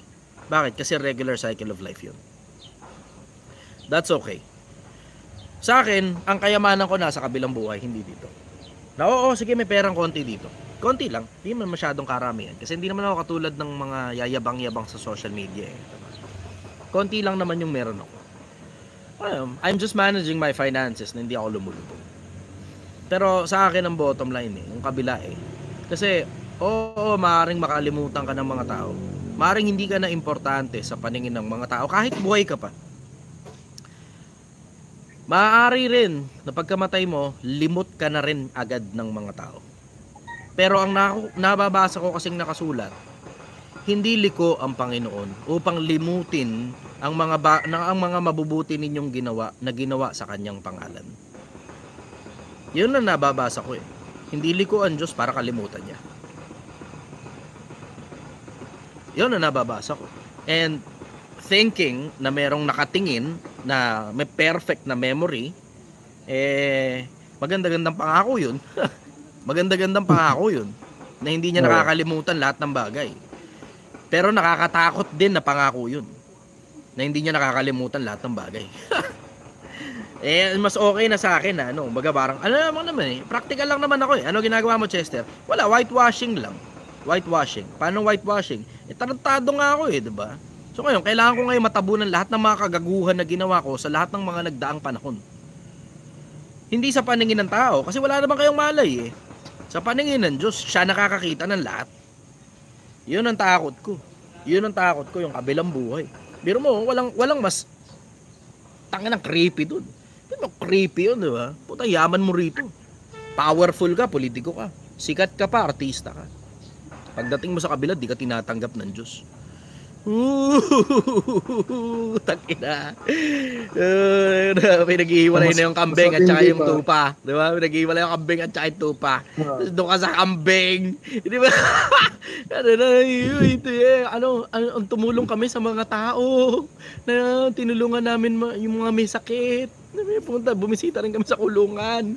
Sabihin sa'yo ng Diyos, di ba ginawa mo lang naman yun dahil sa publicity? Hindi ka na makakasagot doon. Hindi ka makakasagot. Patay ka ngayon. Mahirap, brother. Ayoko, takot ako sa kabila. Takot ako ron. Takot ako doon. Yun yung konti lang naman yung mga bagay na kinatatakutan ko eh. Sobrang konti lang ng mga bagay na kinatatakutan ko. Sa sobrang konti nga, halos isa lang ang naaalala ko eh. Tungkol lang sa kabilang buhay.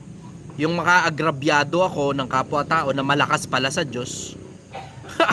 Tas nagsumbong sa Diyos, durug ka. Dito ka pa lang sa buhay na to, yari ka na. Makaagrabyado ka ng kapwa-taon, tao pala ng Diyos, no? Tapos nagsumbong sa Diyos, patay ka. Pagdating mo sa kabila ngayon, trouble ka ngayon. Alam mo, majorly, yung mga takot ko lang, puro kabilang buhay. Pero dito sa buhay na to, halos wala na akong takot dito. Hindi nga ako takot maghirap eh. Hindi ako takot maghirap eh. Nakita nyo yung sa Tondo, di ba? Uulitin ko lang din yun. Kung alam ba, bumagsak ako ngayon. Tanga si Chester, bobo si Chester. Naubos lahat ng pera ni Chester dahil sa putang inang katangahan. Okay, sige, ubos na pera. Move on na kagad. It is now time to execute my own advice. Pagka-execute, baba na kagad. Baba na kagad. Tanggal lahat ng kapritsyo. Tapos ngayon, diretso na kagad sa pag pamamasura. Kung yun lang talaga yung hanap buhay na pwede kong gawin. Pero, yun nga ang kagandahan. Meron akong konting swerte. Yung social media kasi. Yung social media, napakalaki na kinikita rito sa social media eh. Sila. Hindi ako kasali. Malaki kita rito sa social media in case di nyo alam. Alam ko po kasi vlogger din po ako. Ngayon, naiintindihan mo na. Malaki ang kita sa social media. Sila. Pero ako, wala. Ordinaryo. Ang kinita ko sa YouTube, wala pang 30 mula nang nagsimula ako social media. 2 taon na nakakaraan. Kwentahin mo na lang, divide mo sa 24 months. Alam mo, hindi makakabuhay ng pamilya yung wala pang 30 mil. I-screenshot ko pala yun. Ngayon, ipopost ko pagkatapos ito. Screenshot ko, tapos popost ko. Pagkatapos ito, kasi naka-live ako rito sa YouTube eh. Screenshot ko, tapos popost ko. Better, gagawa na lang siguro akong video. Kasi mas maganda pag video, pag i-screenshot mo, baka sabihin, in-edit pa eh. Pero pagka video, actual na, ito mukha ko. Ito lang yung kinita ko sa YouTube mula nung nagsimula ako. Mas maganda yun. Maintindihan ninyo, mas maganda yun. Pakita ko na lang siguro mamaya. Yun na mismo yung content ko ngayong umaga. Follow-up question, brother. Bro, nadagdagan yung respeto ko sa'yo. Sinasabi ko to bilang lalaki. Lalaki sa lalaki, nadagdagan yung respeto ko paggalang sa'yo. Kasi, naramdaman kita kanina eh. Isipin mo, umiibig ka. Tunay yung pag-ibig mo. Pero iniisip mo pa rin yung sitwasyon nila, yung hindi sila madamay, hindi sila yung targetin ng mga naiinggit or nagagalit sa iyo. Ikaw na lang. Kahit magsakripisyo ka, kahit maghiwalay kayo, basta safe lang siya. Alam mo yun, grabe yun. Yun yung nakikita kong purpose ng buhay, brother. Self-sacrifice. Hindi ko alam kung makakakita ka pa kayo na mas magandang purpose ng buhay kaysa sa self-sacrifice, ha. And when I say self-sacrifice, kunyari walang Diyos, tignan mo, ultimate pa rin yung self-sacrifice, eh. Bakit? Kasi isipin mo yung konsepto, na you're sacrificing yourself for the betterment of the society. You're sacrificing yourself for the betterment of humanity. Na ang mas importante na sa'yo, meron kang konting taba ng utak, yung susunod na lahi. Yung susunod na lahi. Sila. Yung ganong konsepto, parang, alam mo yun, wala akong makitang mas importante pa kaysa dun, eh. Na purpose ng buhay. Wala akong nakikita, eh. Kasi kahit kay may Diyos o wala, importante susunod na lahi, eh. Importante kapwa-tao, eh. Yun yung makakapagparamdam sa'yo ng kakaibang pakiramdam na parang na-fulfill mo yung dahilan kung bakit ka buhay. Alisin kunyari natin yung konsepto na may Diyos o wala, o may gumawa ba o wala. Pero yung pakiramdam, alam mo yun, eh. Yung pakiramdam na nararamdaman mo na ang purpose ko dahil dito sa buhay na to dahil sa kapwa-tao ko na natutulungan ko. Ngayong nakakakita ako ng resulta na yung kapwa-tao ko bumubuti ang buhay, it fucking feels outstandingly good. Nakaka-addict yung pakiramdam, brother. Tapos ang pinakamasarap na pakiramdam doon, yung alam mong walang side effect. Bukod nga lang pag nasobrahan ka na ang magiging repercussion nun sa personal mo ng buhay. Yun na side effect nun. Pero kung okay lang naman sa'yo na naaapektuhan yung personal na buhay mo, wala ka man ngayong problema. Kasi sa akin, apektado personal na buhay ko, eh. Apektado personal na buhay ko rito. Pero okay lang kasi nakikita mo yung resulta, eh. Kapwa-tao, eh, di ba? Ako naman, I already have too much. Meron na akong sobra para sa sarili ko. And I'm not speaking na parang mayaman si Chester. Hindi na, alisin na natin yung ganung konsepto. Doon lang sa konsepto na meron ako sapat na taba ng utak para kung sakali mang masunog itong Project 1M na sunugan dito, nasunog din lahat ng mga properties ko sa iba't ibang lugar. Lahat back to zero. Tangina. Ang meron ka na lang ngayon, Chester, ngayong araw na to, ngayong oras na to, ito yung konting barya na meron ka.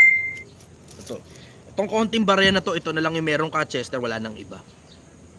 Kaya ko pa rin umusad, eh. Ito, pwede na to, sapat na to para makakain ako ngayong araw, eh. Meron akong lakas ngayong araw, maghahanap buhay ako diretso. Kahit sa kalsada, maghahanap buhay ako. Paglipas ng isang taon, mayaman na naman ako. Meron na akong sobra para sa sarili ko. Meron akong sobrang taba ng utak. Ngayon, yung sobrang taba ng utak ko, yung ngayon yung pinamimigay ko libre. Kasi sumusobra na, eh. Overflowing na, eh. Yung alam mo yung pakiramdam, kailangan matutunan ng kapwa-tao ko to, eh. Bakit? Ako lang may pera. Diba? Ako lang nakakaalam ng sikreto kung paano makaahon sa hirap. Sa lahat ng mga nakapaligid sa akin, ako lang.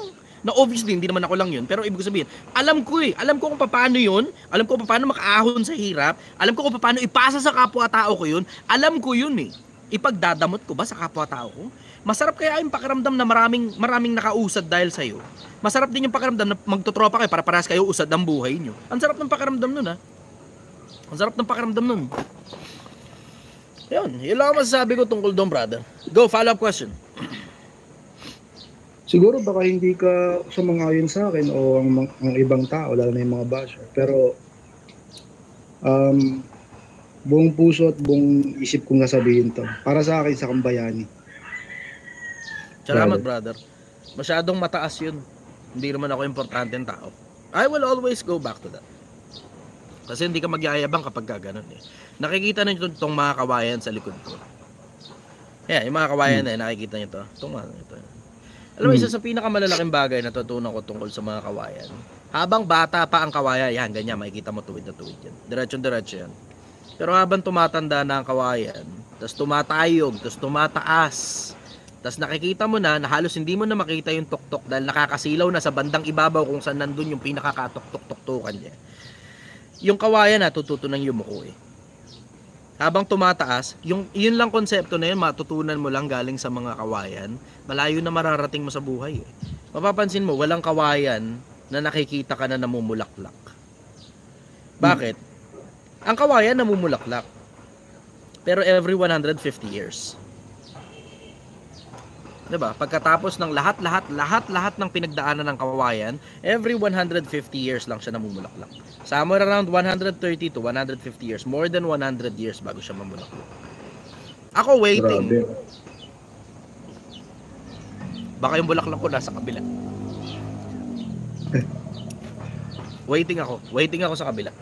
Waiting ako sa kabilang buhay. Sigurado yan, kapag ka namatay ako, maraming bulaklak na darating. Sigurado yan. Pero alam mo, excited nga ako ron eh. Kasi bored na ako rito, brother. Diretsahan lang, bored na ako rito. Wala na masyadong challenge sa buhay na to eh. Hindi naman ako masyadong maluhon tao eh. Oo, may mga luho ako, may mga kapritsyo ako in the past. Pero ngayon, I have learned to be contented on everything that I have, in the smallest things. Alam mo na, nararamdaman ko ngayon yung kapayapaan ng puso, na ang kapayapaan pala nasa mga maliliit na bagay, hindi sa mga malalaki. Ito, tinan mo, hindi ba naman kapayapaan to? Binigyan ako ng regalo ng isa sa mga kaibigan ko, galing ng China ito. Punta siya China, tapos nag-message sa akin, dito ako sa China ngayon, ang gusto mo? Gusto ko maling. Sabi ko, gusto ko maling. Maling, dami-dami maling dyan. Di bibilang kita ng to, tart. Ang sarap ito. Salamat, Zen. Yung nagbigay sa akin ito, may-ari ng resort dito. Salamat doon sa nagbigay. Maraming salamat, naalala mo ako, galing pa ng China yan. Galing pa ng China.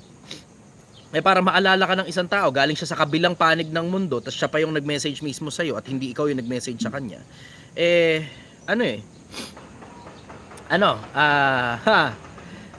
Ang sarap ng buhay. Ang sarap ng buhay. Oh, this is the life. Ito mismo, eksakto yung buhay na gusto ko talaga. Ito yung buhay na gusto ko. Oh, may mga maliliit na bagay na hindi mo gusto tungkol sa buhay mo, diba? Pero, ito na mismo, eksakto yung nakikita ko na buhay na retirement kung tawagin. Retired na. Ito na mismo yun eh. Yung ginagawa mo na lang yung mga bagay na gusto mong gawin, na nahirapan ka pa rin, pero yun ang eksakto yung mga gusto mong hirap. Yun yung gusto mong hirap. Kumbaga, it feels good inside. Grabe, brother, no? 35 ka pa lang, di ba? Oo.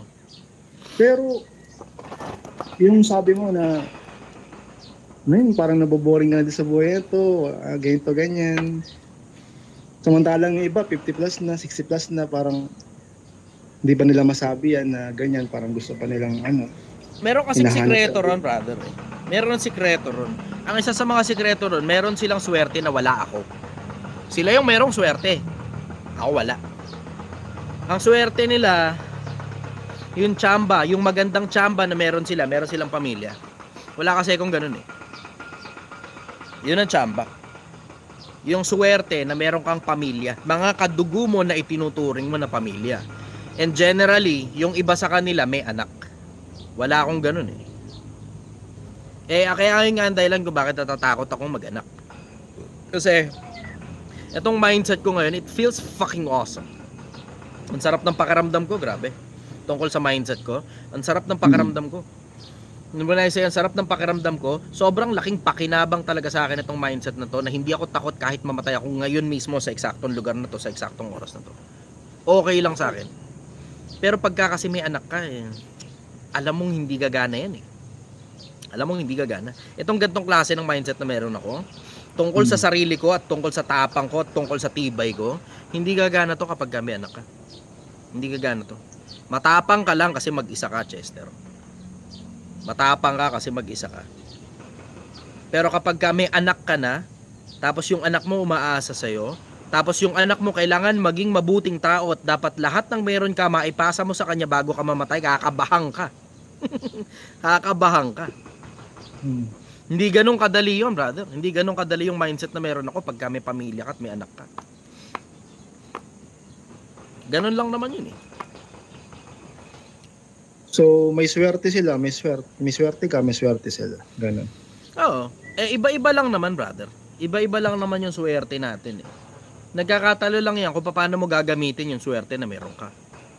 Nagkakatalo lang yan paano mo gagamitin. May mga tao kasi hindi nila realize yung mga bagay na meron sila eh. Tingnan mo, kung yung nagtanong lang, imagine mo, yung nagtanong kahapon, brother, kahapon yun tulog na tong kasama ko rito. may nagtanong kahapon, OFW siya, babae. Yung asawa niya, construction worker. May lupa na sila, papatayuan na lang ng bahay. Tapos, yung asawa niya, parang, alam mo yun, mababang loob. Ganon. Tapos, parang nalulula sa mataas na klase ng buhay. Tapos, si babae, malayo ang gustong marating. Tapos, nagtatanong siya sa akin kung ano daw bang gagawin niya sa asawa niya. Kasi parang okay na daw at kontento na daw yung asawa niya sa buhay na meron sila. Sabi ko, Mm. alam mo, hindi mo lang naiintindihan kung gaano ka kaswerte. Imagine mo yung asawa mo, kontento sa buhay, construction worker, masipag. Yung konting pera, sumasapat. Tapos nakakapagpatayo na sila ngayon ng bahay. Tapos, hindi babaero, payapa ang isip ni babae na hindi siya pinipendeho ng asawa niya habang siya nagpapakahirap sa ibang bansa. Tapos, maayos mag-alaga ng mga anak kasi okay naman daw yung mga anak nila. Imagine mo yun. Diba? Isipin mo yung ganong konsepto na nagtatanong siya sa akin kung ano daw ba gagawin niya sa asawa niya. Minsan hindi lang natin nare-realize kung gaano tayo kaswerte. Minsan hindi lang natin na-realize kung gaano tayo kaswerte. Na kung sana na-realize mo lang sana na may bubong ka sa ibabaw ng ulo mo, may damit ka sa likod mo, may kinakain ka, may kasama ka pa, may katuwang ka, maaring magulang mo yan, o maaaring asawa mo, o maaaring anak mo, o maaaring umampon sa'yo, o maaaring kahit sino may katuwang ka. May hanap buhay ka, may kinikita kang pera. Hindi kalakihan para sa'yo. Pero isipin mo yung mga taong nasa Africa na namamatay sa gutom.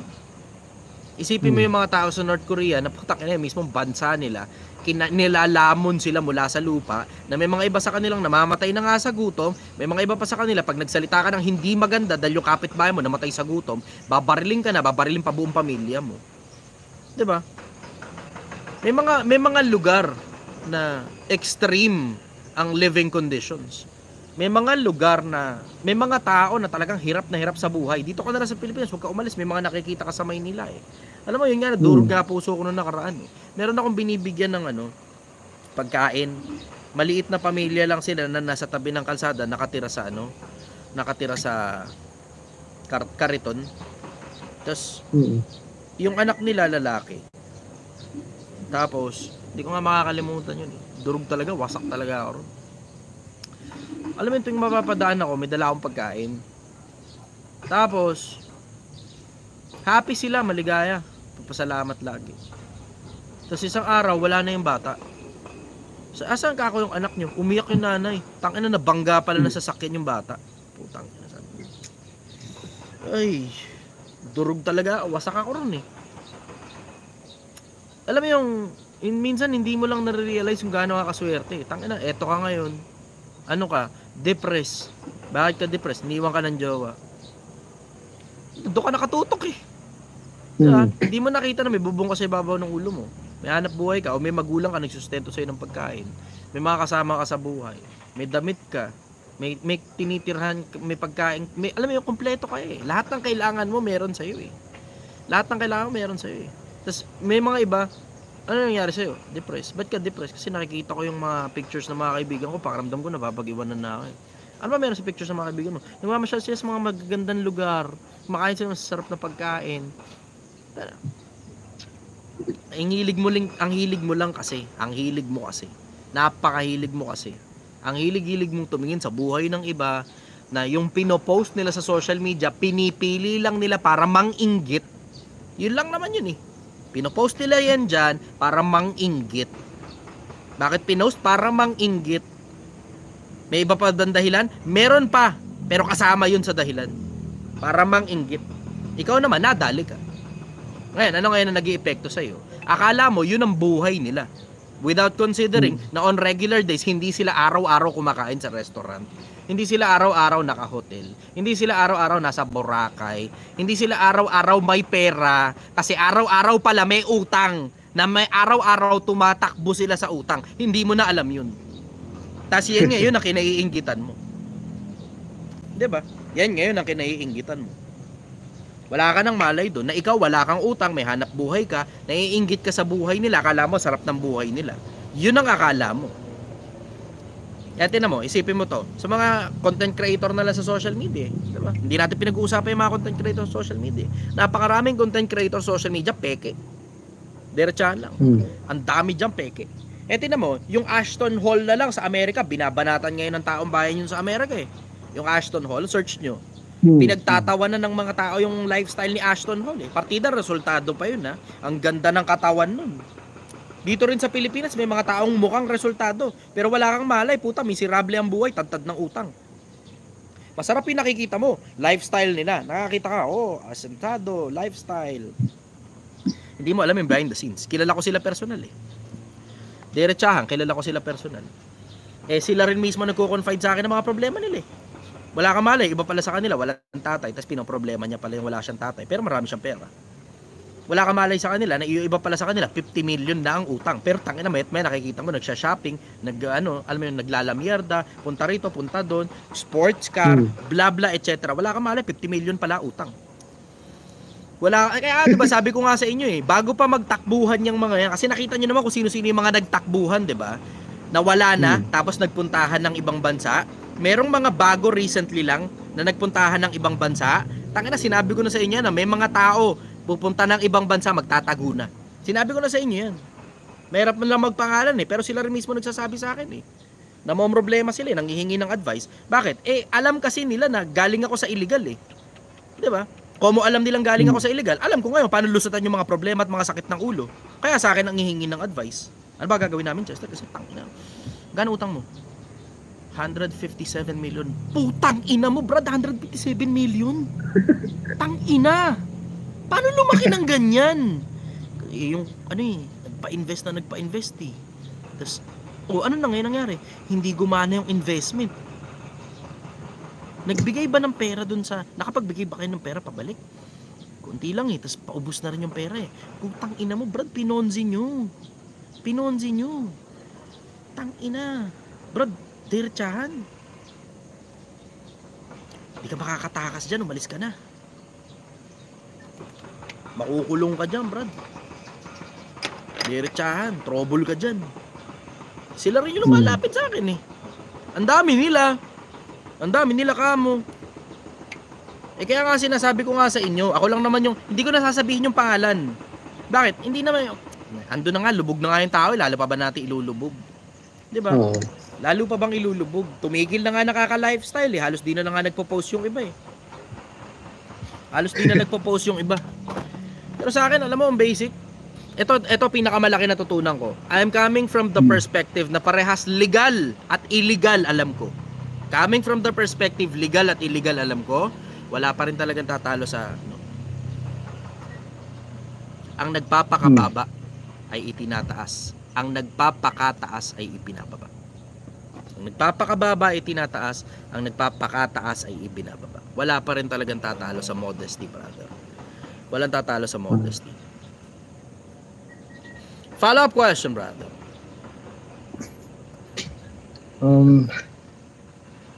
Yun lang, brother. Maraming salamat. Napakarami kong tutunan ko sa iyo. Tsaka mas lalong tumaas yung respeto dahil sa mga narinig ko sa iyo. Masaya ako. Ito, personally gusto kong malaman mo, kahit di man tayo magkakilala talaga. So sabihin sa iyo na masaya ako na merong isang tulad mo. Na dito sa social media. Siguro meron ding iba pa na tulad mo kaso wala sa social media. Yun nga yung request ko eh. Kung makakahingi ako ng tulong sa inyo, pagpakiramdam nyo, ang dami nyo nang nalalaman at totoo at tama yung nalalaman nyo, sana magsalita kayo sa social media. Para dumami yung mga matitinong tao sa social media. Kasi tangina, social media napupuno ng mga sinungaling at mga siraulong mga tao eh. Diretsahan lang. Tangina, napupuno ng mga sinungaling at mga walang kwentang tao ang social media. Ang dali lang naman ng social media eh. Alam mo, napakadali ng social media in case lang na hindi nyo alam. Napakadali. Sa katinuan at saka sa kagaguhan, ang dali. Mag-imbento ka lang ng mga bagay eh. Imbento ka lifestyle. Katulad ng ginagawa ng mga putang ina dito sa social media. Mag-imbento ka ng ganong klase ng lifestyle. Kunyari, araw-araw ganun. Tapos iba't ibang pagkakataon mo lang videohan. Siyempre, mga 2-3 beses lang yan sa isang buwan eh. Mangolekta ka ng mga ganong mga videos mo. Tapos, tsaka ngayon, paglipas sa isang taon, tsaka mo palang isa-isang ilabas. Tignan mo, makakagawa ka na ng lifestyle na akala ng mga tao araw-araw. Ganong ginagawa ng iba eh. Iba-ibang isang pagkakataon lang yun, binibidyo na iba-ibang bla-bla. Minsan may mga pagkakataon, iba't iba pa yung damit na dala nila dun. O, tapos, paglipas ng ilang panahon, i-upload nila ngayon yan, iba't iba rin ang panahon. Kung akala mo, lagi siyang nandun sa lugar na yun kasi iba-iba yung suot niya. Yung pala, isang pagkakataon lang pala yun, tapos iba-iba lang pala ng damit yung suot niya. Tapos akala mo tuloy, parang alam mo yun, tangina, 2 beses, 3 beses doon sa lugar na to ha. Yung pala, isang shoot lang pala yun, na parang maghapon na shoot na yun. Tapos na mukha tuloy 2 buwan na pag ganun-ganon siya. Mukhang 2 buwan. Mga artista, no? Nag-taping. Parang ganun. Madaling pikein ang lifestyle, brother. Napakadaling pikein. Alam mo, eto, kung makakapag-rekomenda ako sa inyo, wag nyo na lang ikasama ng loob sa akin. Pero kung makakapag-rekomenda ako sa inyo ng totoong influencer na nag-e-expose ng mga ganyang mga gagong, mga siraulong influencer, si Makagago. Si Makagago, pakingganin nyo. Yun, puta, diretsahan, legit yun. Dati puro mga katarantaduhan yung mga content niya. Pero ngayon, siya na mismo nagsasabing nagbabagong buhay siya. Ine-expose niya yung mga kagaguhan sa social media. Panoorin nyo, Makagago. Ay nako, straight out, hands down, diretsahan. Yung ginagawa niya, pinapangalanan niya kasi, 'di ba? Pinapangalanan niya. So alam mo na magkakaroon ka talaga ng target talaga na ito putang ina mo, peke kang hayop ka. Ganun eh. Magkakaroon ka talaga ng target. Yung sa akin kasi mapapansin mo puro general principle eh. Bakit? Kasi sobrang importante sa akin na hindi ka magkaroon ng specific target eh. Bakit ganun? Kasi importante sa akin at the same time na pagpatay na ako, patay na ako. Lahat ng mga bagay na natutunan mo sa akin na mga parinig lang tungkol dun sa mga siraulong influencer sa social media, magiging ganyan pa rin yan, mananatili pa rin yan eh. Pero natutunan mo na sa akin yun. Tapos yung mga susunod na mga taong makakarinig, lalapat pa rin yung mga bagay na pinagsasabi ko. Lapat pa rin, hindi specific na tao. Yung specific na tao kasi pwedeng magbagong buhay yan eh. Pero ang importante sa akin, anong ginagawa nitong mga tao na to? Kasi hindi lang naman isang tao lang gumagawa niyan eh. Hindi lang isang tao gumagawa niyan. Takot daw ako makasuhan. Tangina. Bobo ka lang kasi. Bobo ka lang kasi. Huwag nyo kakalimutan, pag kumpleto ebidensya mo, hindi ka matatakot makasuhan. Hindi ka matatakot makasuhan. Atin na mo, paulit-ulit ako tungkol doon sa sinasabi ko tungkol dito kay Franklin Miano na ang tatay ay abogado. 'Di ba? Paulit-ulit din ako tungkol sa sinasabi ko kay Josh Mojica na tinulungan ni Ping Lacson. Oh. Ayan, gusto niyo ng pangalan? Ayan ngayon, pangalan. See? Masa cyber libel ka ba dyan? Hindi, sa kanila galing yun eh. Statement nila yun eh, sila may sabi nun eh. See? Ako pa tinakot nyo tungkol sa kasuhan. Tangina. Ako pa tinakot nyo tungkol sa kasuhan. Sa akin napakasimple ng mundo. Napakasimple ng mundo. Pag kumpleto ebidensya mo, hindi ka kakabahan. Pero sa akin, diretsahan lang din at the same time. Hindi importante sa akin parang i-expose ko pa isa-isa. Bakit? Kasi ang gusto ko, makita nyo yung kabuuang picture. Ngayon, gusto nyo ng very specific, si Makagago. Very specific. Yun na nire-recommend ako pagdating sa very specific. Gusto mo ng issue tungkol dun sa specific na influencer, panoorin mo si Makagago. Ako, regular ako nanonood sa kanya eh. Tapos, marirealize mo, okay, across the board pala yan, ano? Yung ginagawa pala nila mga ganyan, across the board pala yan. Kasi pag nagpangalan siya ng kung sino man, tapos ginawa nung tao na yun, yung ginawa nung tao na yun, sinabi niya, ginawa nung tao na yun, okay, si ganon, ganto, ganyan, ganon din ginagawa eh, para-parehas lang sila eh. Pare-parehas tong mga tao na to eh. Yung tinukoy ni Makagagong isang piraso, ang dami niyan sa ilalim. Ang dami niyan. Akala mo lang isang pirasong tao lang yung gumagawa ng ganun, pero ang dami niyan. Ang dami. Lord, sa mapapanood si Makagago, diretso sa YouTube na lang. Pakitain nyo ng pera yung tao na yun para hindi na siya magpo-promote ng sugal. Gusto ko siyang kumita ng husto. Para hindi na siya magpo-promote ng sugal kasi diretso asset ng lipunan yan. Huwag nyo kakanain si Makagago, poke ng ina nyo, durug kayo sa akin, sasabi ko sa inyo. Basta doon lang sa tama. Ganun lang, doon lang sa tama. Doon lang tayo sa tama, doon lang tayo sa matino. Doon lang tayo sa tama. Yung nga, nalungkot nga ako eh. Parehas asset ng lipunan silang dalawa eh. Si Makagago at saka si Nico David. Nalulungkot ako ron eh. Tangina. Parehas kong pinapanood yung dalawa na yun eh. Nico, no? Oh, bumaba kaya Eric ko dun nung nalaman ko na nagbabanatan sila, babangayan sila sa social media. Na binalita lang kasi sa akin yun eh. Tapos tinignan ko. Pagtingin ko, hindi kasi medyo outdated ako dyan sa mga ganyang bagay eh. Alam mo yung issues eh, diba? Ang interest ko kasi general matters of life eh. Geopolitics at saka yung mga pinakamalalaking bagay ng buhay.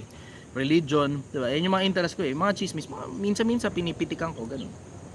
Nung nakita ko nag-aaway yung dalawa, lungkot kaya ako ron. Si yung dalawa na yun, parehas sa asset ng lipunan yun eh. Si Nico David at saka si Makagago. Nalungkot ako ron, bumabaere ko ron eh. Nung napanood ko yung si Nico David pala tumanggap ng bayad galing sa politiko. Tapos baga parang ang dating sinisi ni Nico David sinisi ni Nico David si Makagago. Pero si Atu talaga nag-expose nun. Meron na pala silang matagal na issue. Syempre, 'di ba? Mga bali-balita, 'di ba? Das alam mo 'yun. Nalungkot ako ron eh. Kasi pinapanood ko yung dalawa na yun. Parehas asset ng lipunan yun eh. Gusto ko yung insight nung dalawa. Kasi yung insight nila, maitatawid sa mga taong bayan. Tapos yung mga taong bayan, tataba ang utak dahil doon sa insight nung dalawa. Sabi ko, sayang nga eh. Sana hindi na lang nag-away. Syempre, di ba, hindi ka naman hindi mo naman talaga... Wala naman akong communication kay kay Makagago eh. Wala akong communication sa kanya eh. Kay Nico David. Magka-chat kami minsan panahon. Pero alam mo, pitik-pitik lang kasi pagka mga influencer, alam mo yun, lagi na lang busy. Laging busy kapag ka-influencer eh. Pero, ayun. Tapos nawalan pa ako ng Facebook. Ngayon, wala na tuloy communication. Mula nung nag-away sila, yun, nawalan na kami nawalan ng oras. Yun ang masabi ko, nawalan ng oras. Pero hindi, wala akong kinakampihan dun sa dalawa kasi tangina sabi ko parehas sa asset ng lipunan to. Sana hindi na lang kayo mag-aaway. Kasi parehas kailangan ng taong bayan yung mga perspektibo ninyo eh. Sayang eh. Sayang. Tama. Anyways, follow-up question, brother. Ay, tangina mo, ano pala to? Ba yan? Live pala to, live. Isa't kalahating oras na tayo. Akala ko kwentuhan lang po. Tangina, napasarap. Napasarap. Tangina, live pala to. Akala ko normal na kwentuhan kasama ang customer. Lumilipad yung utak ko eh.